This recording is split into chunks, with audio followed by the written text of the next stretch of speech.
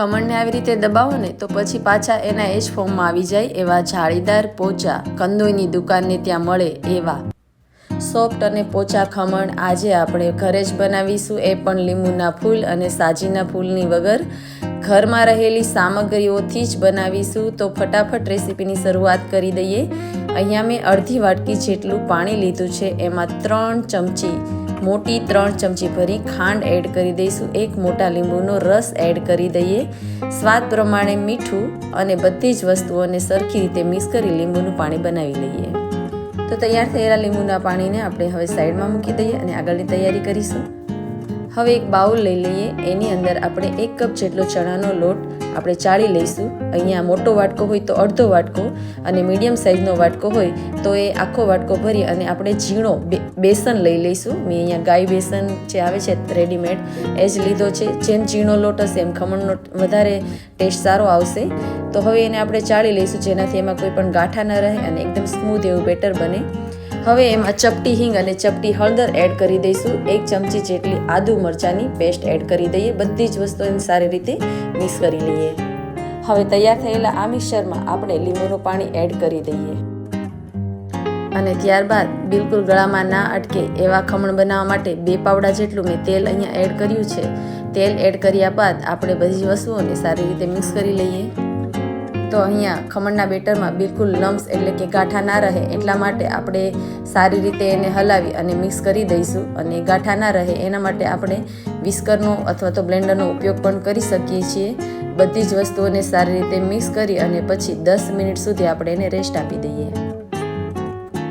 તો હવે આને આપણે 10 મિનિટ સુધી સાઈડમાં મૂકી દઈએ અને ત્યારબાદ આપણે જે પાત્રમાં આપણે ખમણ બનાવવાના હોય એને આપણે તેલથી ગ્રીસ કરી લઈએ. અહીંયા મેં કેક ટીન હતું એ લીધું છે. તમે કોઈ પણ મોટી થાળી અથવા મીડિયમ સાઇઝની થાળી ઊંડી હોય એ આપણે લેવાની છે. કોઈ ડીશ પણ ચાલે અથવા તો ડબ્બાનું ઢાંકણ હોય તો એ પણ લઈ શકાય.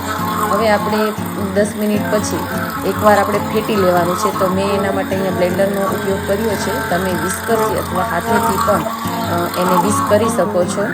સતત 5 મિનિટ સુધી આપણે એને વિસ્ક કરવાનું છે અને જો બ્લેન્ડરથી તમે કરો તો 2 મિનિટમાં જ એ બધું મિક્સ થઈ જશે. અહીંયા થોડુંક જાડું એવું લાગતું હતું મને બેટર, તો મેં 2 ચમચી જેટલું પાણી એડ કર્યું છે.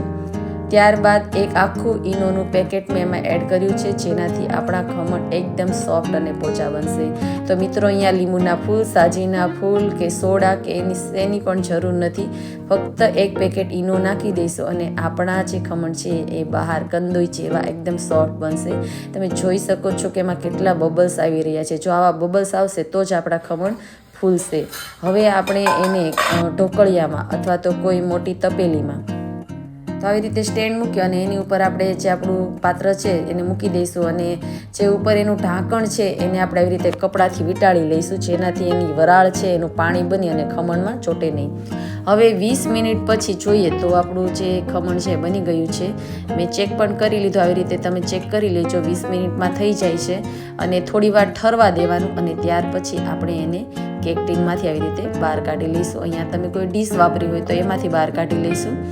હવે એ આપણા ખમણ છે એકદમ પોચા બની ગયા છે. એમાં આપણે ઉપર રેડવા માટેનો વઘાર પણ તૈયાર કરી લઈશું. પહેલાં તો આપણે ઠરી ગયા છે તો એમાં કાપા કરી લઈએ. તો જો મિત્રો વિડીયો ઉપયોગી લાગ્યો હોય અથવા તો ગમ્યો હોય તો તમે એને લાઇક અને શેર જરૂરથી કરજો. ચેનલને હજી સુધી સબસ્ક્રાઈબ ના કરી હોય તો સબસ્ક્રાઈબ કરી લેજો. તો મિત્રો જો આપણા ખમણ એકદમ પોચા બન્યા છે અને મિનિટોમાં જ ફરસાણની દુકાને મળે એવા ખમણ તૈયાર થઈ જશે. હવે આપણે એનો વઘાર તૈયાર કરી લઈએ. 2 પાવડા જેટલું તેલ, એની અંદર રાઈ, તલ અને લીલા મરચાં, 2 ચમચી જેટલી ખાંડ, થોડું અમથું પાણી એડ કરી અને એને સારી રીતે ઉકાળી લઈશું.